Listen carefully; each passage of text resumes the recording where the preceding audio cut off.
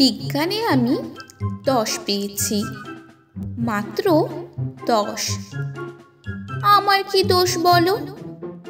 প্রশ্ন যা ছিল খুবই সহজ, উত্তরও ছিল জানা। ভাগ্য আমার সহায় ছিল না, পৌঁছতে হলো দেরি। নইলে আমি কি তেমন ছাত্রী বিজ্ঞানে ফেল করি? সকাল থেকেই নানা অঘটন, জলখাবারে আস্ত ডিম। রান্নার মাসি নিয়ম জানে না, ডিম খেতে নেই, কেননা গোল। অমলেট দিলে 10 কেটে যেত, লেটার মার্কস পেতাম ঠিক।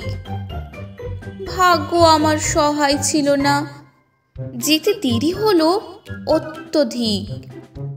ঘর ছেড়ে যেই বেরোতে যাব, দাদু হেঁচে দিল, হ্যাচ্চ। ঠাকুর মাথায় রেগে মেগে কাই। মাকে বললেন, বৌমা হাঁচি পড়লো, বেরোয় না যেন।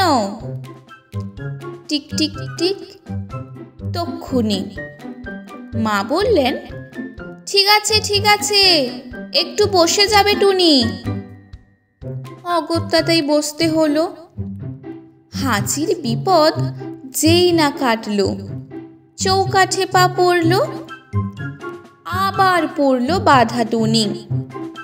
ঘরে বসে যা, কপালে দিয়েছি দইয়ের ফোঁটা, হাতে বিপদ তারিণী, কোমরে ঝুলছে ঢাউস মাদুলি, বিপদ এড়াতে পারিনি। অতি সাবধানে ঘরের বাইরে যেই না গিয়েছি, কুট্টি বোন চেঁচিয়ে উঠল, দিদি দেখ দেখ, পাঁচিলে একটা পাখি, কি সুন্দর, হলদেটে ঠোঁট, লালচে চোখ আর বাদামি পিঠ। তাকিয়ে দেখি পাঁচিলে বসেছে, হায় হায় হায়, ওটা এক শালিক। রিকশো কাকু দিচ্ছে তারা, কিন্তু যাবার জো নেই। বাড়ির সবাই শালিক খুঁজছে, আয় রে শালিক আয়।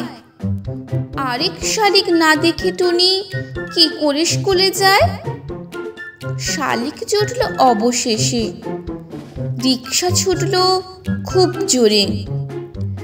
আর দেরি নেই পৌঁছতে স্কুলে, কিন্তু আমার পোড়া কপাল, হঠাৎ ব্রেক থামতেই হলো, পট কেটে গেছে কালো বেড়ালে। দেরির পরে আরো দেরি, দেরিতে গেলাম স্কুলে। সামনে দেখি কি সর্বনাশ, বিজ্ঞান দিদিমণি। খুলে বললাম, রাগে গজগজ, বসতে দিলেন ঘরে। বিজ্ঞানের ছাত্রী হয়েও ছি ছি, ডুবেছ কুসংস্কারে। মুক্তমনা দিদিমণি অনেক বকাঝকার পর প্রশ্নপত্র এগিয়ে দিলেন, খাতা দিলেন। হঠাৎ চেয়ে দেখি পলা নীলা শঙ্খে ভরা দিদিমণির হাতের আঙুলগুলো। বিজ্ঞানে আমি 10 পেয়েছি, মাত্র 10। আমার কি দোষ বলো?